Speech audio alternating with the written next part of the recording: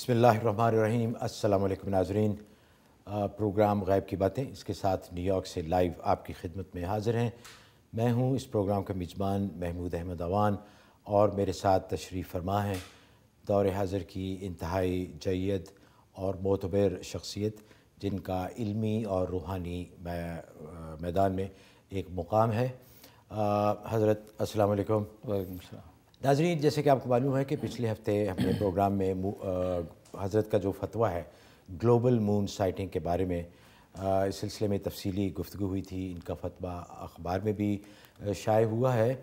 تو آپ سے درخواست ہے کہ آپ کے اگر اس فتویٰ کے بارے میں کچھ شکوک و شبہات ہیں یا تحفظات ہیں تو آپ کال کر کے ہمیں ان سے آگاہ کیجیے گا، اور اگر آپ اس سے پوری طرح متفق ہیں، جو کہ ہمیں امید ہے کہ آپ اس سے ہوں گے، تو آپ سے درخواست ہے کہ آپ اپنے علاقے کے ائمہ کرام اور جو مساجد کمیٹی ہیں، جن کے یہ ذمہ داری ہے کہ وہ رویت ہلال کے بارے میں اپنا فیصلہ دیں، تو ان تک یہ فتویٰ پہنچائیں، ان سے بات کریں، لیکن پیار محبت سے، تاکہ ہماری پوری کوشش ہے، اور انشاءاللہ امید بھی ہے کہ اس سال ہم سب مل کے ایک ہی دن رمضان کا آغاز کریں گے، اور ہم سب مل کے ایک ہی دن انشاءاللہ عید بھی منائیں گے۔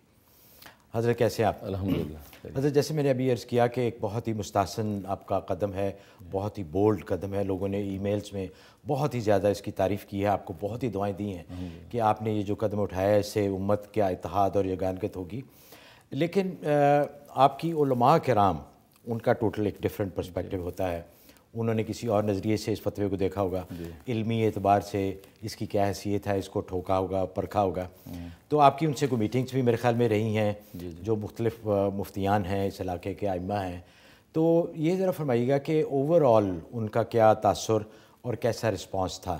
پازیٹیو تھا، یا ان کے کچھ تحفظات تھے، یا انہوں نے کچھ اس کے اوپر اپنے شکوک و شبہات کا اظہار کیا؟ آپ مطمئن ہیں؟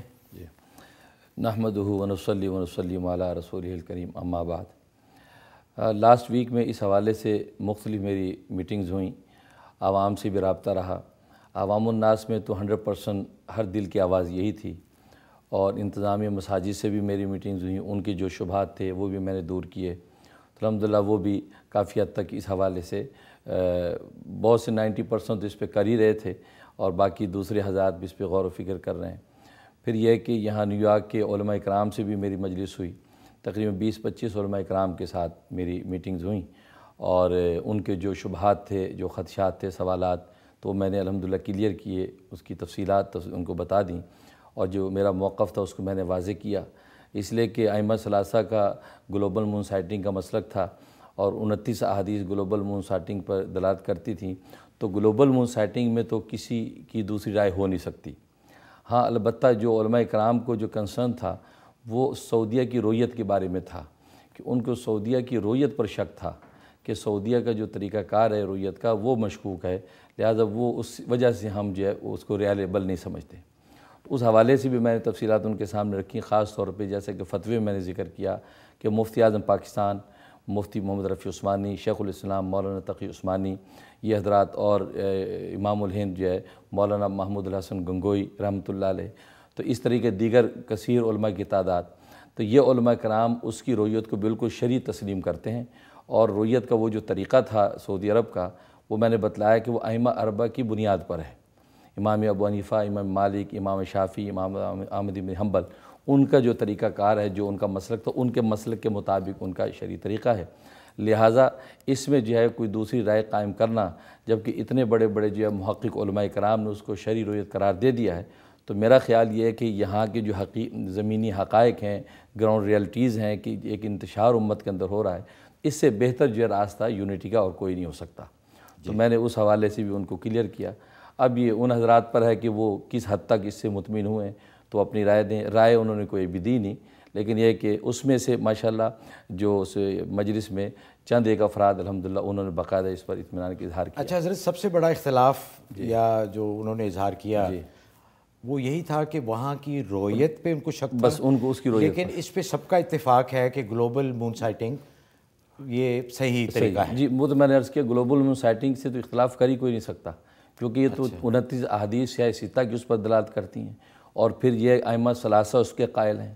پھر مکاتب فکر میں سے میں نے بتایا کہ مولانا امجد علی خان بہار شریعت والے، اعلیٰ حضرت مولانا احمد رضا خان بریلوی، علامہ شوکانی، ابن تیمیہ، اسی طریقے سے حنفیہ کے تمام ائمہ، اس میں تو کوئی اختلاف کر ہی نہیں سکتا، اصل صرف سعودیہ کی رویت کے بارے میں۔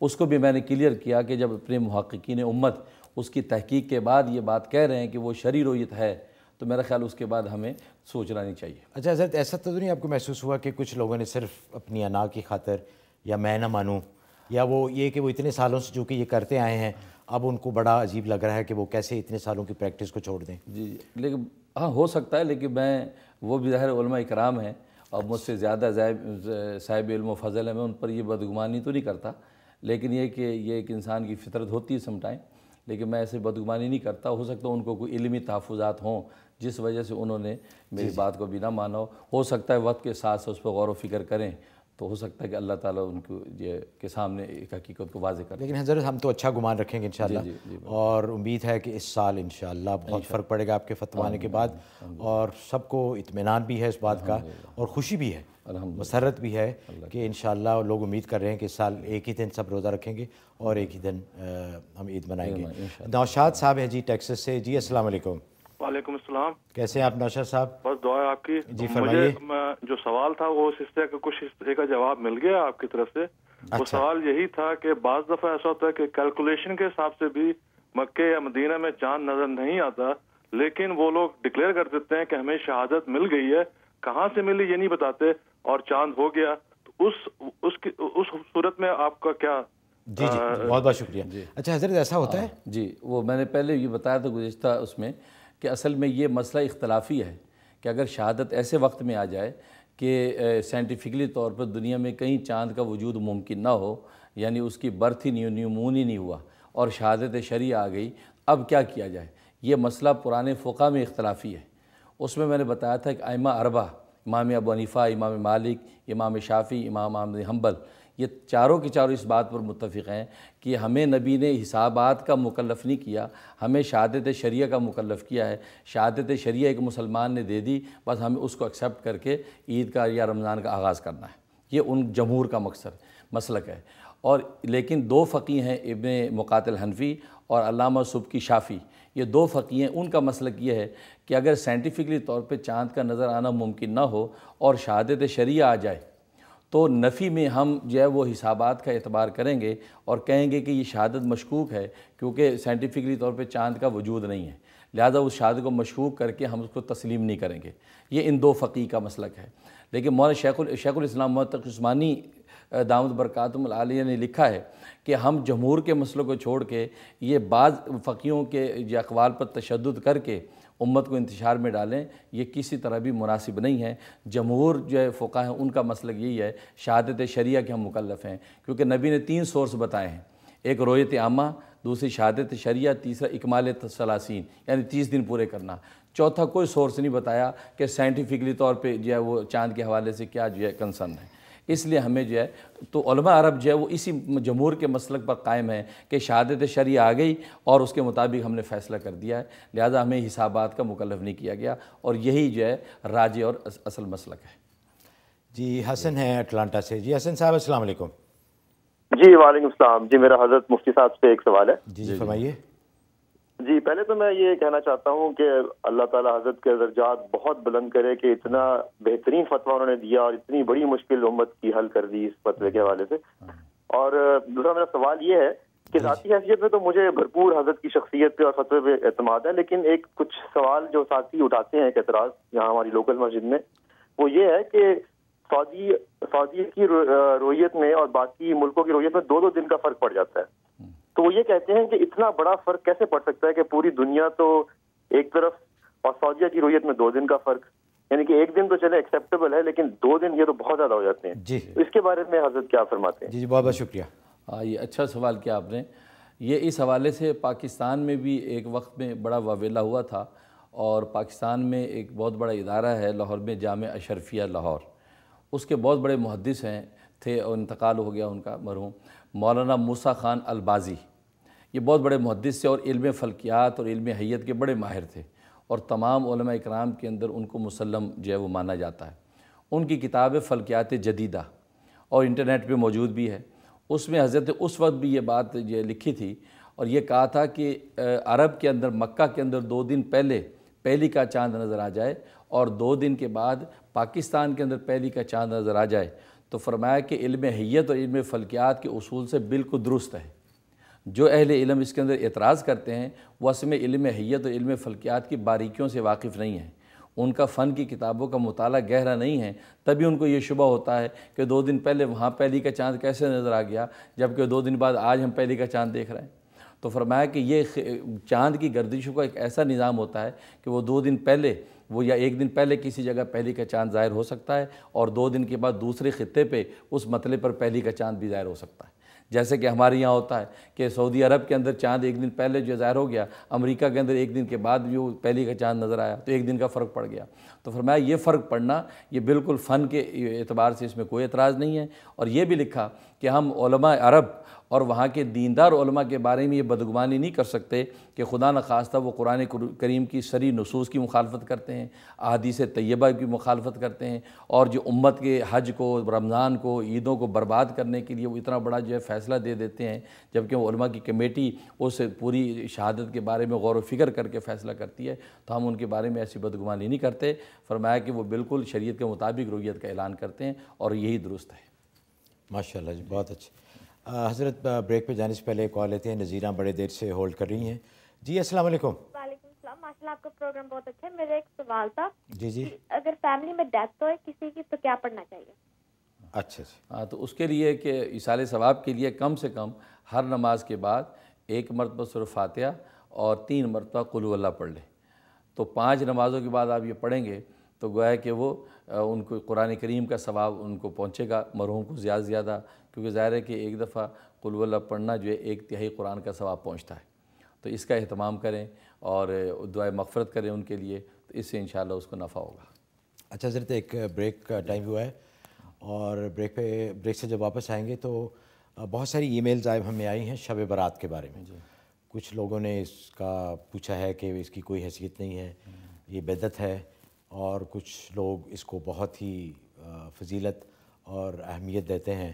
تو بریک سے آنے کے بعد اس کے بارے میں آپ کی رہنمائی دریافت کریں گے۔ تو ناظرین، ایک چھوٹی سی بریک ہے۔ بریک پہ جانے سے پہلے میں ہمارے جو بہت ہی پہلے دن سے ہمارے ساتھ ہمارے اسپانسر ہیں UBL click and remit, Pakistan رقم بھیجنے کا انتہائی آسان اور مؤثر اور تیز ترین ذریعہ۔ رمضان کی آمد ہے، لوگوں نے بہت زکوٰۃ بھیجنی ہے، عید پر آپ نے عیدیاں بھی بھیجنی ہیں، تو ان کی سروس یوز کیجئے۔ یہ بہت ہی آسان اور بہت ہی محفوظ ہے۔ آپ گھر کے آرام میں بیٹھے، گھر کے ماحول میں بیٹھے چند سیکنڈز میں کمپیوٹر کی ایک کلک کے ذریعے پاکستان رقم بھیج سکتے ہیں۔ حاضر ہوتے ہیں ایک چھوٹی سی بریک کے بعد۔ اس پروگرام کو پیش کرنے میں ہمارے ساتھ تعاون کیا ہے UBL کلک اینڈ ریمٹ نے، جو پاکستان رقومات بھیجنے کا آسان، تیز ترین اور محفوظ ذریعہ ہے، اور ہنی ڈرم نے، جو جلد اور بالوں کے امراض میں خالص شہد اور قدرتی اجزاء پر مشتمل۔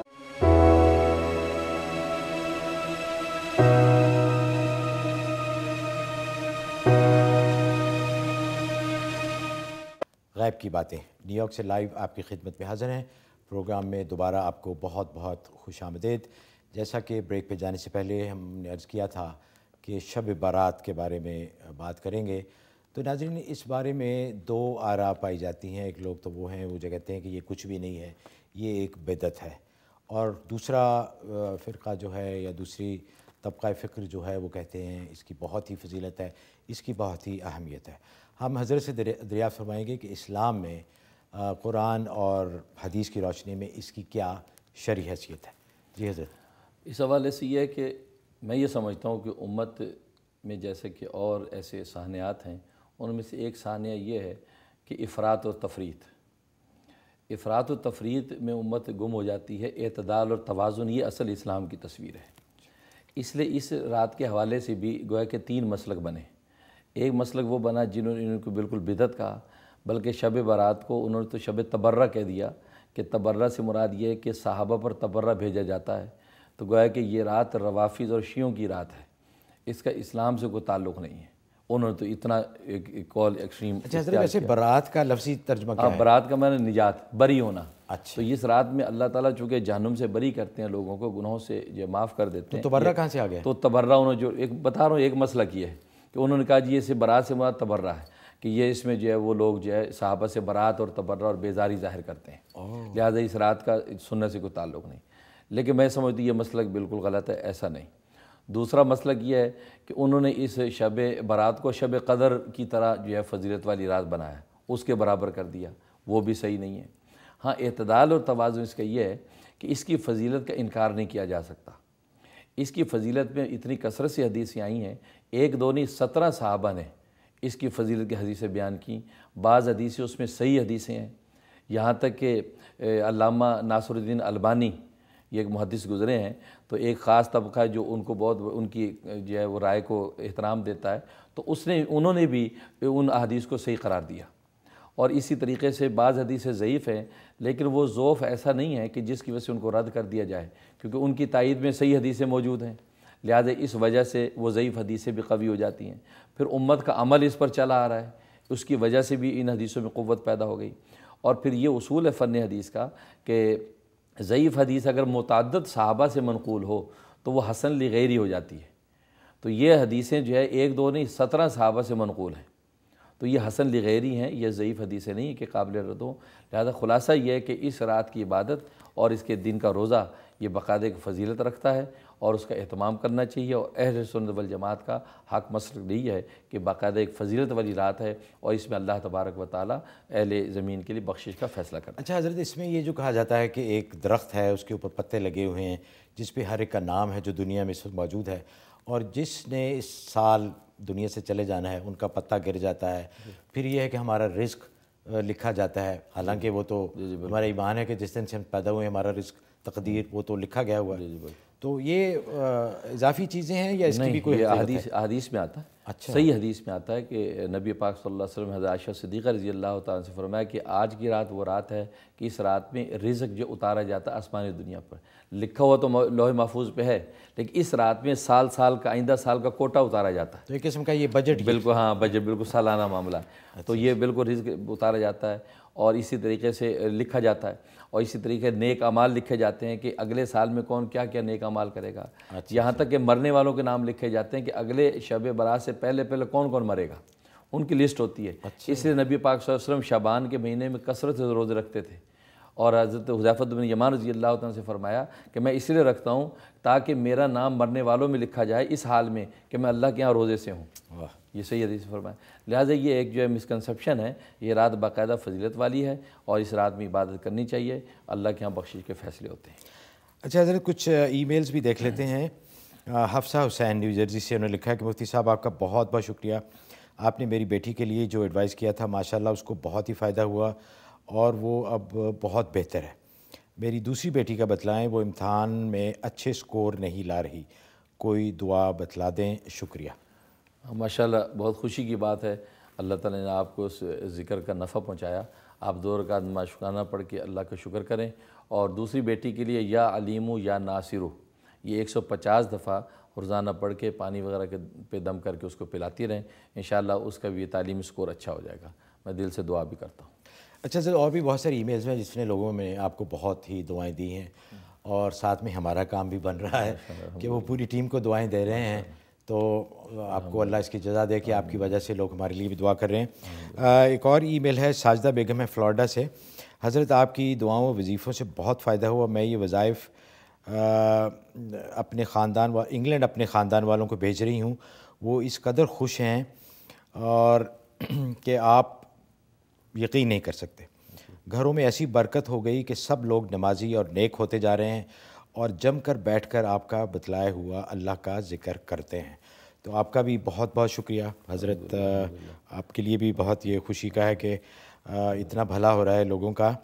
اور یہ اعظم بھٹی صاحب ہیں شکاگو سے، جناب مفتی صاحب میں آپ کا بہت شکر گزار ہوں، آپ کے بتلائے ہوئے ذکر سے میرا وہ کام ہو گیا جس کا یقین نہیں کیا جا سکتا، سمجھو وہ کام ناممکن تھا، کوئی سوچ نہیں سکتا کہ یہ کام ہو جائے گا، میں بتا نہیں سکتا کہ وہ کیسے ہو گیا، میں آپ کا خادم ہوں، میرے لائق کوئی خدمت ہو تو میں حاضر ہوں، آپ کا بہت بہت شکریہ۔ آپ کی ذمہ خدمت یہی ہے کہ آپ اللہ کے ایک تو شکر کریں، شکر گزار بندے بنیں، اور مجھے بھی دعا کے اندر مت بھولیں، اور میں بھی آپ کی دعا کروں گا اللہ آپ کے ناممکن کاموں کو اسی طریقے سے ممکن بناتا رہے۔ اچھا حضرت، ایک اور ہے، یہ بڑی دلچسپ سی ای میل ہے، ایک خاتون کی ہے, انہوں نے کہا کہ میرا نام نہ لیجیے گا. انہوں نے کہا ہے کہ دعائے سیفی لو میرج کے لیے کوئی دعا ہوتی ہے, تو یہ پوچھ رہی ہیں کہ کب اور کتنی بار پڑھنی چاہیے. اچھا, یہ آپ جو ہے ظہر کی نماز کے بعد 450 دفعہ پڑھنی ہے, 450 دفعہ ظہر کی نماز کے بعد. جب ظہر کی نماز کے بعد نوافل اور سنن سے فارغ ہو جائیں تو بات نہیں کرنی اور اپنا تصور کر کے جی کریں. اور لیکن میرا مشورہ یہ ہے کہ جہاں آپ شادی کرنا چاہتی ہیں, لو میرج جو بھی ہے, آپ استخارہ پہلے کر کے یہ کنفرم کر لیں کہ یہ آپ کے حق میں خیر ہے, اس کے بعد آپ یہ عمل کریں تو انشاءاللہ آپ کو نفع ہوگا. اور یہ 71 ڈیز اس کا عمل ہے, 71 دن آپ پورا کریں. اچھا, آپ نے حضرت استخارہ کے بارے میں فرمایا, ایک ای میل آئی ہے اس بارے میں بھی, کسی نے آپ سے پوچھا تھا اپنی بیٹی کی شادی کے لیے استخارہ کرنے کے لیے آپ کو کہا تھا, آپ نے استخارہ فرمایا اور ان کو بتایا کہ یہاں رشتہ نہ کریں. اب ان کی ای میل یہ آئی ہے کہ وہ بہت مجبور ہیں اور ان کو وہیں رشتہ کرنا پڑ رہا ہے, اور ساتھ میں وہ پریشان بھی ہیں. کہہ رہی ہیں کہ نقصان تو نہیں ہوگا, اور پوچھ رہی ہیں کہ کیا کچھ صدقہ وغیرہ دینے سے کوئی ان کو مل سکتی ہے اس سے اجازت.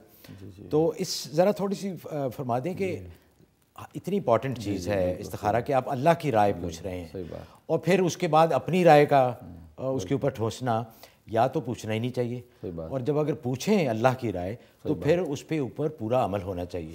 تو جی ذرا فرما دیجئے کہ خاص طور پہ ان کی ای میل کا جواب بھی, اور ایک عمومی طور پر بھی اگر استخارہ کے لیے پوچھا جائے تو دل میں پورا یقین ہو کہ ہاں ہم نے اللہ کی رائے کا پوچھا ہے اور اب اس کے اوپر پورا عمل کریں گے.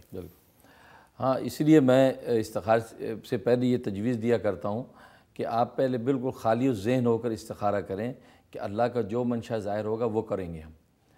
پھر یہ ہے کہ اگر مگر کی بات میں نہ پڑیں, پہلے سے ہی آپ با اختیار ہو کر استخارہ کیا کریں.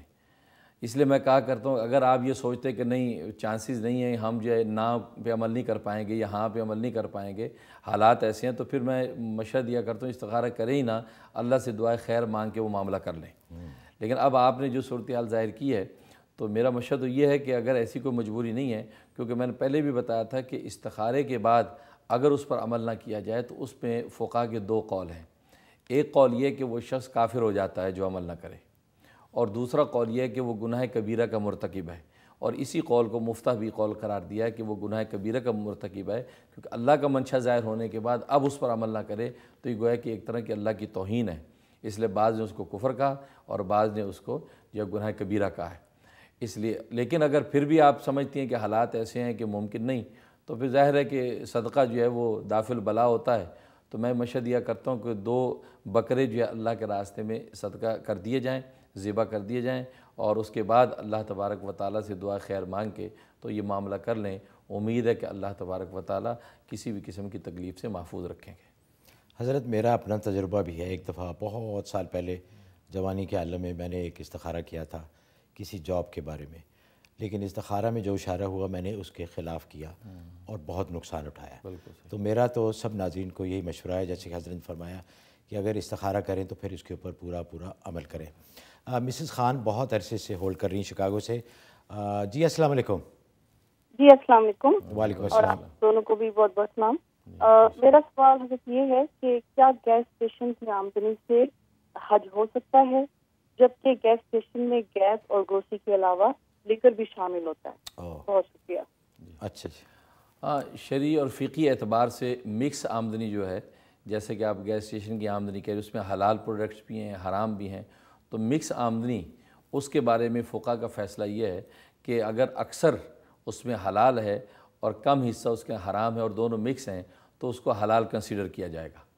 لہٰذا ایسی آمدنی کے ساتھ حج کر سکتے ہیں اور کوئی بھی نیک کام اس کے کیا جا سکتا ہے, گھر کا کھانا پینا بھی اس آمدنی سے کر سکتے ہیں.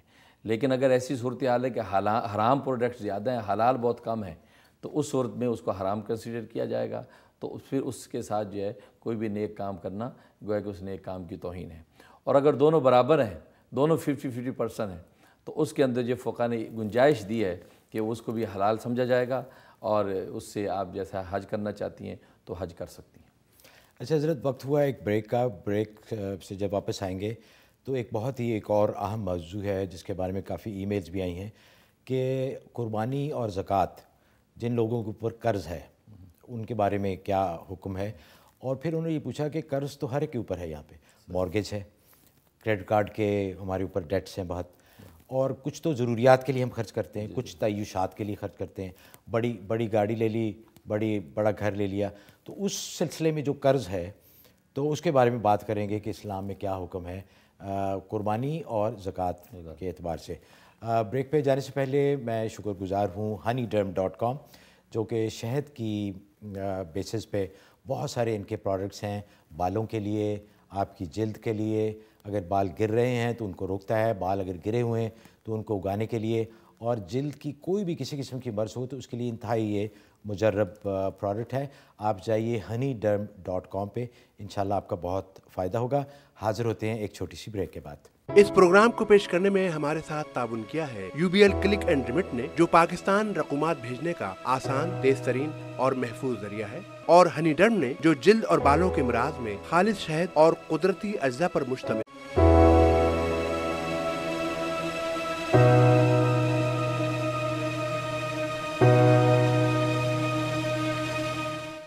ناظرین, آپ کو دوبارہ بہت بہت خوش آمدید. آپ نیو یارک سے لائیو دیکھ رہے ہیں پروگرام غیب کی باتیں, جس میں حضرت مولانا مفتی منیر احمد آخوند صاحب آپ کے شرعی مسائل, آپ کے معاشی مسائل, آپ کے روحانی مسائل اور آپ کے خوابوں کی تعبیر بتاتے ہیں. آپ ہمیں کال کیجئے, انشاءاللہ ہماری پوری کوشش ہے کہ زیادہ سے زیادہ کالز لیں اور زیادہ سے زیادہ ای میلز بھی آپ کی شیئر کریں. تو جیسے کہ ہم نے بریک پہ جانے سے پہلے ہم بات کر رہے تھے کہ بہت ساری ای میلز آئی ہیں جس میں لوگوں نے پوچھا کہ ان کے اوپر قرض ہے, اور وہ پوچھ رہے ہیں کہ کیا ان کے اوپر قربانی اور زکوٰۃ ابھی بھی فرض ہے. لیکن وہ قرض کی نوعیت کے بارے میں زیادہ فکر مند ہیں کہ اگر کریڈٹ کارڈ کا قرضہ ہے یا مارگیج ہے آپ کے اوپر, جو کہ آپ کی ضروریات میں تو نہیں آتا, کئی قرضے ایسے ہیں جو آپ کی تعیشات میں آتے ہیں, تو اس کے بارے میں اسلام کیا کہتا ہے؟ جی حضرت. ہاں, اس حوالے سے ایسا ہے کہ یہ بڑا اچھا سوال ہے اور اہم سوال ہے, کیونکہ آج اگر ہم دیکھیں تو ہر آدمی مقروض ہے.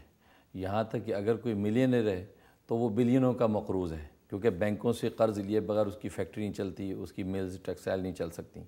اسی طریقے سے ہر مالدار مقروض ہے بینکوں کا.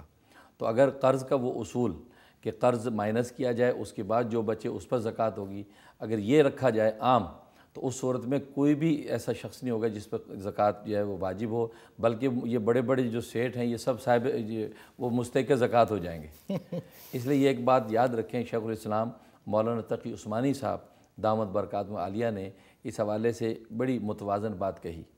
وہ فرماتے کہ دیکھا جائے گا کہ جو قرض آپ نے بینکوں سے لیا ہے, اس قرض کا آپ نے کیا کیا ہے. اگر اس قرض سے آپ نے ایسا مال خریدا ہے کہ اس مال پر آلریڈی جو ہے شریعت میں زکوٰۃ واجب ہوتی ہے, تو اس صورت میں اس قرض کو مائنس کیا جائے گا. اور اگر ایسا قرض لیا ہے کہ جس سے آپ نے کوئی ایسی چیز خریدی ہے کہ جس پر زکوٰۃ شریعت نے لاگو نہیں کی, تو وہ قرض مائنس نہیں ہوگا.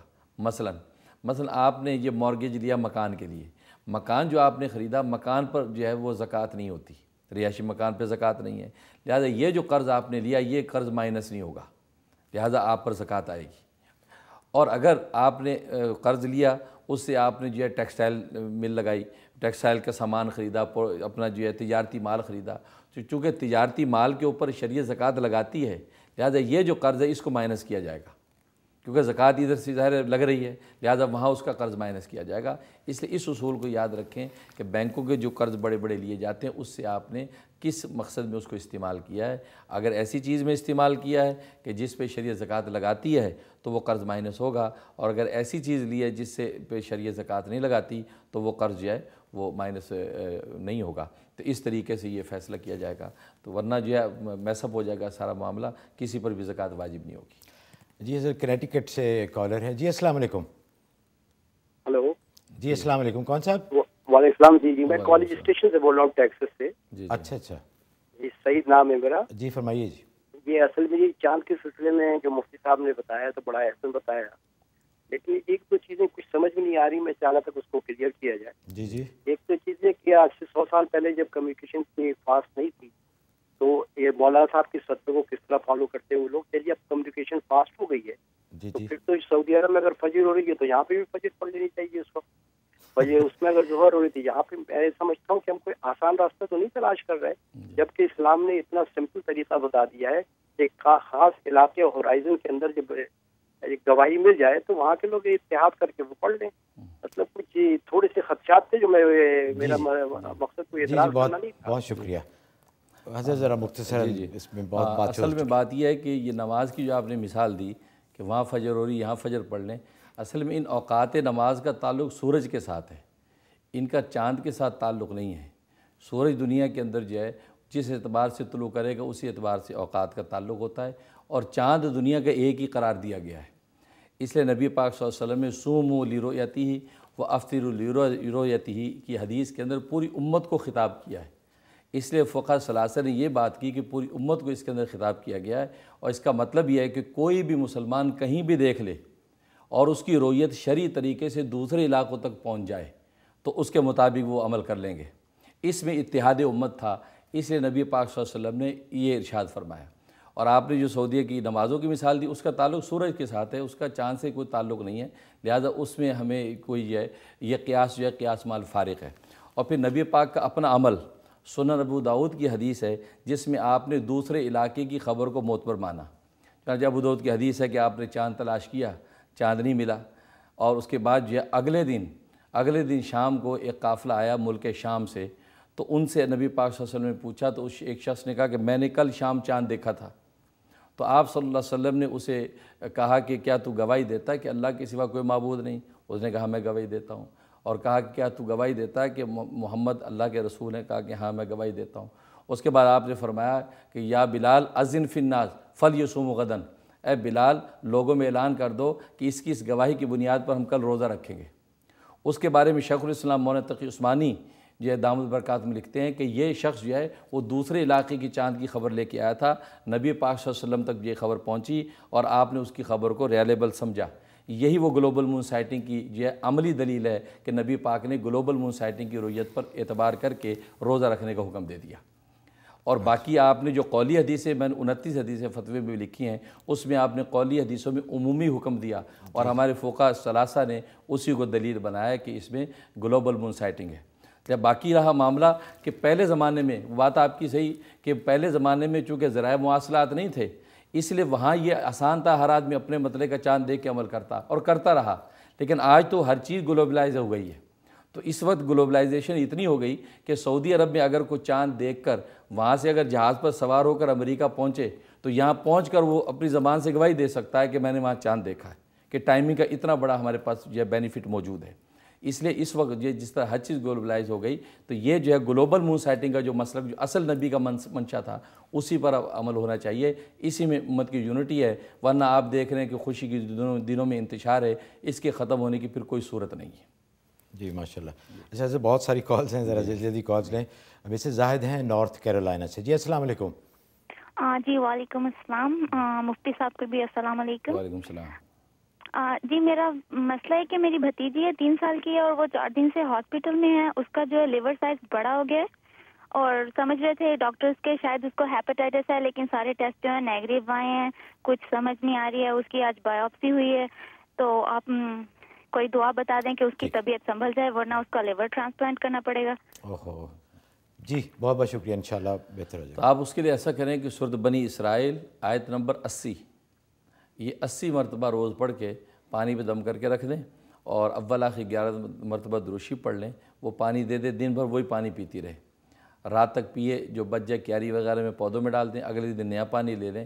اس طریقے سے 71 ڈیز یہ عمل کرنا ہے، انشاءاللہ اس کی جگر کی تکلیف دور ہو جائے گی، بہت مجرب ہے۔ اچھا حضرت ایک کال لیتے ہیں، اس کے بعد کچھ ای میلز دیکھیں گے۔ مسز زیتون ہیں ہیوسٹن ٹیکسس سے۔ جی السلام علیکم۔ وعلیکم السلام۔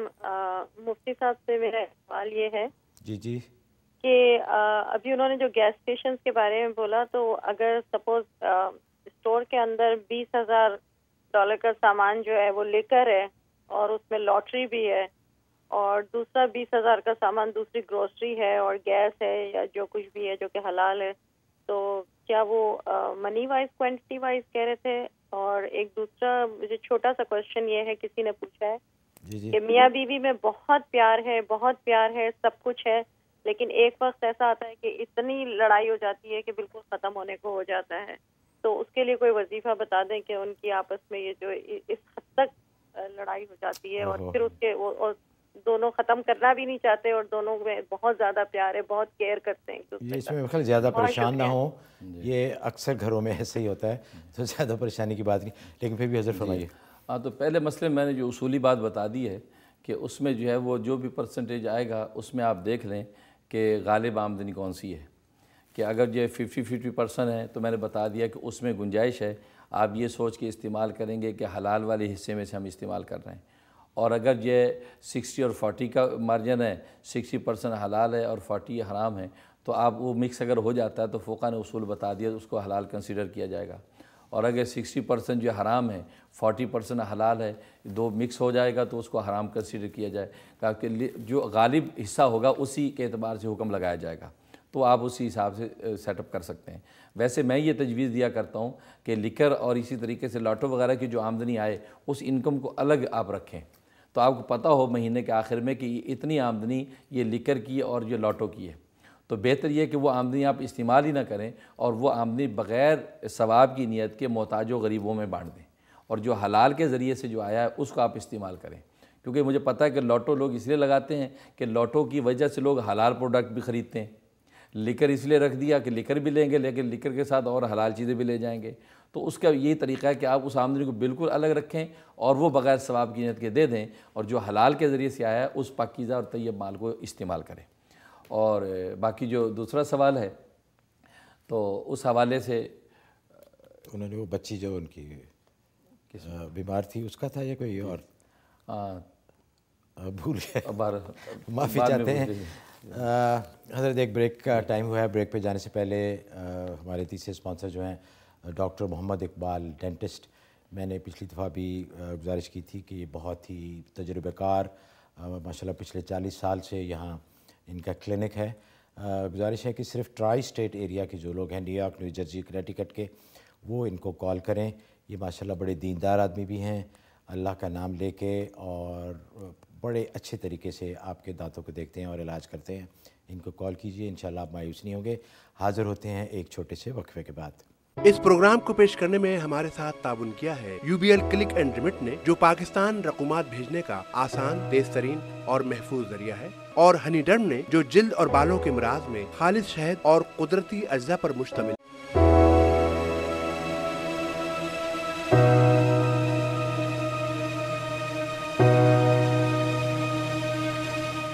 غیب کی باتیں، نیو یارک سے یہ پروگرام لائیو آپ ملاحظہ فرما رہے ہیں۔ بریک پہ جانے سے پہلے حضرت وہ ذکر ہوا تھا، ایک کال آئی تھی، اس کا سوال لیکن میرے خیال میں جواب ہو گیا تھا، جو میاں بیوی کی محبت اور پھر بعد میں لڑائی، تو اس بارے میں کوئی میرے خیال اتنی پریشانی کی بات نہیں ہے، لیکن اگر آپ کچھ بتانا چاہیں تو۔ اس میں یہ کہ ایسا لگتا ہے کہ اگر اتنی محبت ہے تو نظر بھی لگ جاتی ہے زیادہ محبت کو، اور اس وجہ سے ایسے حالات پیدا ہو جاتے ہوں گے۔ اس کے لیے سورہ جمعہ 5 مرتبہ روز سورہ جمعہ پڑھ کے پانی پہ دم کر کے آپ دونوں پانی پیتے رہیں، انشاءاللہ وہ نظر سے محفوظ رہے گا اور الفت و محبت قائم رہے گی۔ اچھا حضرت، ایک ای میل ہے، انہوں نے لکھا ہے کہ آپ کے بتائے ہوئے عمل سے میرے اور میرے خاوند کے تعلقات ٹھیک ہو رہے ہیں، لیکن ان کو جاب ابھی تک نہیں ملا۔ اللہ الصمد والا وظیفہ 2 ہفتے سے پڑھ رہی ہیں، اور یا وہاب جو 1414 مرتبہ آپ نے بتایا تھا وہ پڑھ رہی ہیں۔ یہ پوچھ رہی ہیں کہ جاری رکھوں یا کچھ اور بھی ایڈ کرنا ہے اس میں؟ ہاں ماشاءاللہ، بہت مبارک ہے کہ آپ کے دونوں کے حالات ماشاءاللہ سازگار ہو رہے ہیں۔ اس پر جو ہے سجدہ شکر بجا لائیں اور پورے اعتقاد کے ساتھ اس عمل کو جاری رکھیں، اس سے انشاءاللہ ان کا روزگار بھی اچھا ہو جائے گا۔ گھر کے حالات اللہ نے اچھے کر دیے، انشاءاللہ باہر کے حالات بھی اچھے ہو جائیں گے۔ آپ اسی عمل کو بھی جاری رکھیں، میں دعا بھی کرتا ہوں۔ اچھا حضرت، انہی کی ای میل ہے، انہوں نے ایک خواب کے بارے میں پوچھا ہے کہ ایک میدان میں کھڑی ہیں جس میں ایک تالاب بھی ہے، جس کے کنارے یہ کھڑی ہیں، 2 بہت بڑے اژدہے دیکھتی ہیں، ایک کا رنگ سبز ہے اور اس پہ کالے رنگ کے ڈاٹس ہیں۔ یہ اس سے بچتی ہیں لیکن وہ ان کے انگوٹھے کے جو نچلی جلد ہے، پاؤں کے انگوٹھے کے نیچے کاٹ لیتا ہے اور ان کو بہت تکلیف ہوتی ہے۔ پھر آواز آتی ہے کہ اس کو پانی میں مت پھینکنا، یہ مر جائے گا، لیکن یہ کہتی ہے کہ میں اس کو اٹھا کے پانی میں پھینک دیتی ہوں اور وہ اژدہا مر جاتا ہے، جبکہ دوسرا اژدہا جس کا رنگ سیاہ ہے دور سے دیکھ رہا ہے اور ان کے پاس نہیں آتا۔ اور دوسرا خواب بھی ہے، پہلے میرے خیال اس خواب کی بتا دیں، پھر میں دوسرا خواب۔ ایسا لگتا ہے کہ آپ کے 2 قسم کے دشمن ہیں، ایک دیندار ہیں، ایک دنیا دار ہیں۔ دیندار جو دشمن ہے اس کے شر سے آپ کو اللہ نے محفوظ کر لیا ہے اور وہ اپنے شر سمیت جو ہے دفع ہو گیا ہے۔ اور باقی جو سیاہ جو دیکھا ہے اژدہا، اس کا مطلب کوئی دنیا دار فاسق فاجر قسم کے لوگ بھی آپ کے دشمن ہیں، لیکن وہ آپ کی طرف نہیں بڑھ رہے ہیں، دور سے دیکھ رہے ہیں، اس کا مطلب انشاءاللہ وہ بھی آپ پر حملہ آور نہیں ہوں گے، آپ محفوظ رہیں گی۔ اچھا حضرت، ان کا دوسرا خواب ہے جس میں انہوں نے لکھا ہے کہ انہوں نے دیکھا کہ انتہائی سرخ رنگ کے کپڑے پہنے ہوئے ہیں، ایک آدمی کو دیکھتی ہیں جن کے پاس پہلے ہی ایک عورت کھڑی ہے اور وہ اس سے قرآن بما اردو ترجمہ سن رہے ہیں، اور مجھے بھی اپنے پاس بلاتے ہیں۔ میں جب قرآن کو دیکھتی ہوں تو انہیں اپنے ذہن میں یہ آتا ہے کہ یہ 30ویں پارے کی سورہ الحاقم التکاثر ہے، اور وہ عورت اس سے پہلے والی صورت پڑھ رہی ہے اور یہ سمجھتی ہیں کہ ان کو پڑھنے کے لیے التکاثر ملے گی۔ اس کی تعبیر فرمائیں۔ ماشاءاللہ، بہت مبارک خواب ہے۔ اس کا مطلب ہے کہ آپ کے کوئی جو احوال آپ کو درپیش ہیں اس کا علاج آپ کو بتلایا گیا ہے سورۃ تکاثر۔ آپ روزانہ جو سورۃ تکاثر، کیونکہ سورۃ تکاثر کا پڑھنا حدیث میں آتا ہے 1000 آیتوں کے پڑھنے کے برابر ہوتا ہے، اس لیے آپ سورۃ تکاثر جو ہے جتنی تعداد مناسب مقرر کر لیں، 21 یا 21 سے زیادہ کوئی بھی تعداد مقرر کر لیں، اور روزانہ تکاثر پڑھ کے اپنے حالات کی دعا کریں۔ خاص طور پہ آپ کے اگر مالی تنگی کے معاملات ہیں تو اس سے حل ہو جائیں گے، اور یہ 92 ڈیز آپ عمل کر لیں، انشاءاللہ بڑا فائدہ ہوگا۔ اچھا حضرت، ایک کال ہے ارکنسا سے۔ جی السلام علیکم۔ ہلو، جی السلام علیکم۔ وعلیکم السلام۔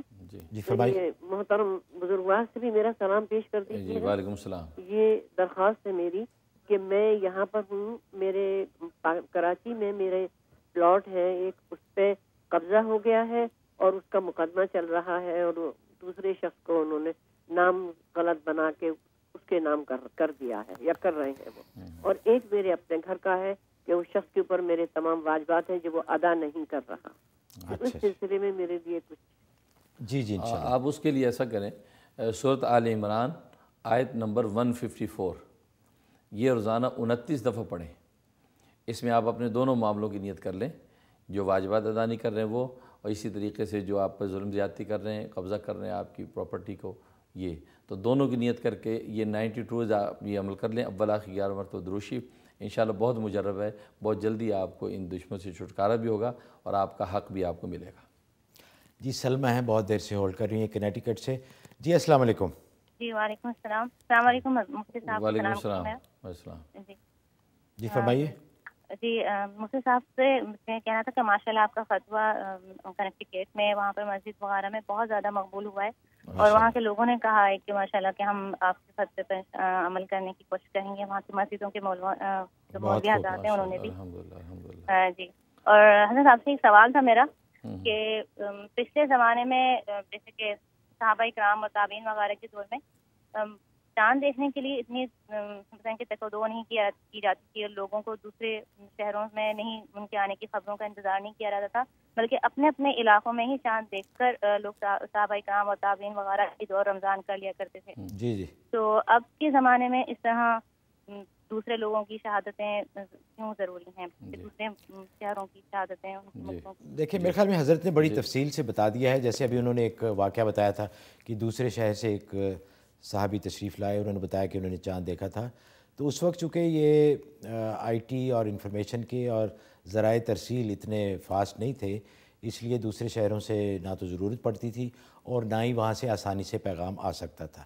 لیکن جو حضرت نے واقعہ فرمایا اس سے یہ بات ثابت ہوتی ہے کہ چونکہ دوسری جگہ سے اطلاع آئی تھی جس کے اوپر حضور صلی اللہ علیہ وسلم نے فیصلہ فرمایا۔ حضرت ایسے ہے نا جی؟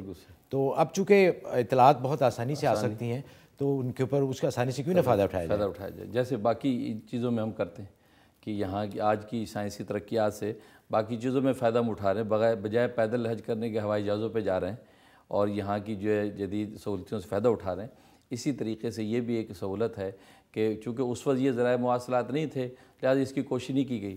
اور پھر مزے کی بات یہ ہے کہ آپ دور نبوت اٹھا کے دیکھیں، دور صدیقی، دور فاروقی، دور عثمانی، دور علوی، پوری خلفاء راشدین کا دور اٹھا کے دیکھیں، کسی بھی دور کے اندر ایک شہر کے اندر 2 عیدیں نہیں ہوئیں۔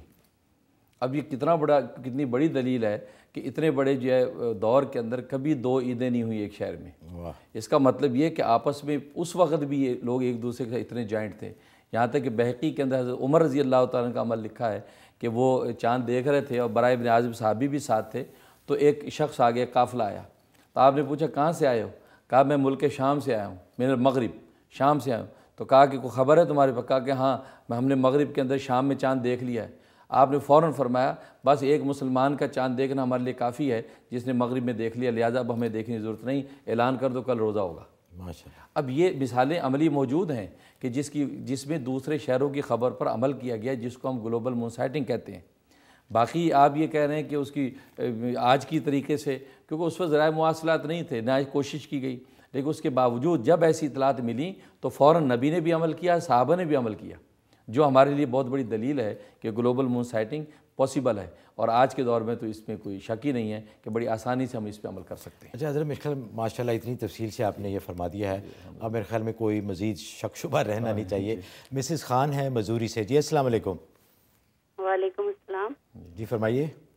جی مفتی صاحب، میں نے آپ کو جی سنیں آپ کی آواز۔ ہاں جی مفتی صاحب، میں نے آپ کو نا ایک خط لکھا تھا، آپ نے ای میل میری کا جواب دیا تھا۔ میرا بیٹا ہے پاکستان میں، تو اس کی شادی 4 سال رہی ہے، لیکن اس کا ہر کام، ہر چیز اس کی ختم ہو گئی، یہاں تک کہ ان کی آپس میں نہ ڈیورس تک ہو گئی ہے۔ ابھی نہ اس کی جاب ہے نہ کچھ، وہ بہت زیادہ وہاں پریشان ہے۔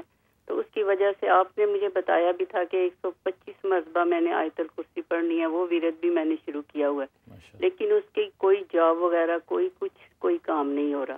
اور میرا اس کا پلاٹ بھی ہے جو کہ اس نے لیا ہوا ہے، وہ بھی نہیں بک رہا۔ بہت زیادہ پریشانی ہے، میرے سارے بچے، بہت 5 بچے ہیں، 5 کے 5 جو ہے نا وہ مشکل میں ہے۔ مہربانی کر مجھے ایسا بتائیں کہ میں اپنے بچوں کے لیے دعا کر سکوں۔ جی ضرور انشاءاللہ۔ جی حضرت، تو ایک تو یہ ہے کہ آیت الکرسی کا عمل آپ جاری رکھیں، سورہ قریش عشاء کے بعد 125 دفعہ پڑھ لیں، اول آخر 11 دفعہ درود شریف، بس یہ 2 چیزیں کرتے رہیں، اور چلتے پھرتے ہر وقت یا لطیفو کا ورد رکھیں، یا لطیفو، آل دا ٹائم یا لطیفو پڑھیں، انشاءاللہ اللہ تبارک و تعالیٰ غیب سے آپ کی مدد کریں گے، مسائل حل ہو جائیں گے۔ اچھا حضرت، پروگرام ختم کرنے سے پہلے ایک چھوٹا سا کسی نے سوال پوچھا ہے کہ زکوٰۃ کے بارے میں ہی ہے۔ اب چونکہ رمضان کا مہینہ آنے والا، اکثر لوگ، حالانکہ زکوٰۃ آپ کسی وقت بھی دے سکتے ہیں، لیکن کچھ ایک رواج پڑ گیا ہے کہ اکثر لوگ رمضان میں ہی زکوٰۃ دیتے ہیں، تو وہ کہہ رہے ہیں کہ بہت زیادہ پراپرٹی ہو لیکن اس سے انکم کوئی نہ ہو، تو جائیداد ہے، کروڑوں کی جائیداد ہے، لیکن اس سے انکم کوئی نہیں ہو رہی، تو اس کے اوپر ان کی زکوٰۃ ہے؟ ہاں، اس میں کہ یہ پراپرٹی دیکھی جائے گی کیا پراپرٹی ہے۔ اگر رہائشی مقاصد کے لیے آپ نے لی تھیں اور وہ خالی پڑی ہیں تو اس پر کوئی زکوٰۃ نہیں، اور اگر یہ پراپرٹی آپ تجارت کی نیت سے لی تھیں کہ آپ نے پلاٹ لے لیے ہیں تو مہنگے ہو جائے گے تو بیچ دیں گے، یا مکان خرید لیے مہنگے ہو گئے تو بیچ دیں گے، تو اگر مال تجارت ہے تو اس کی مارکیٹ ویلیو پہ زکوٰۃ آئے گی، اور یہ ضروریات جو نکال کے 2.5% زکوٰۃ دیں گے۔ لیکن اگر ویسے رہائشی مقاصد کے لیے تو بھلے کروڑوں اربوں کی ہو، اس پر کوئی زکوٰۃ نہیں ہے۔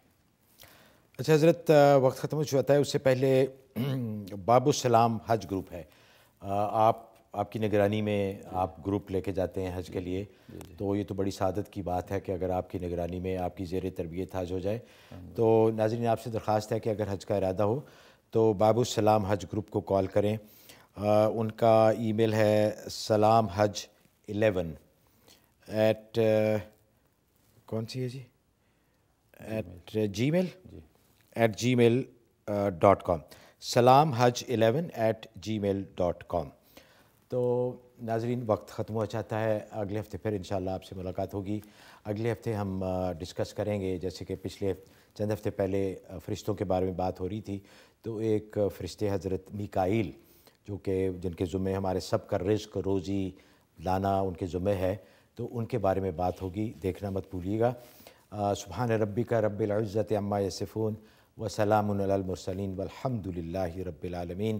پروگرام کے دوران اگر اللہ یا اللہ کے بندوں کے حق میں کوئی کوتاہی ہو گئی ہو تو بندہ محمود آوان اللہ اور اللہ کے بندوں سے معافی کا طلبگار ہے۔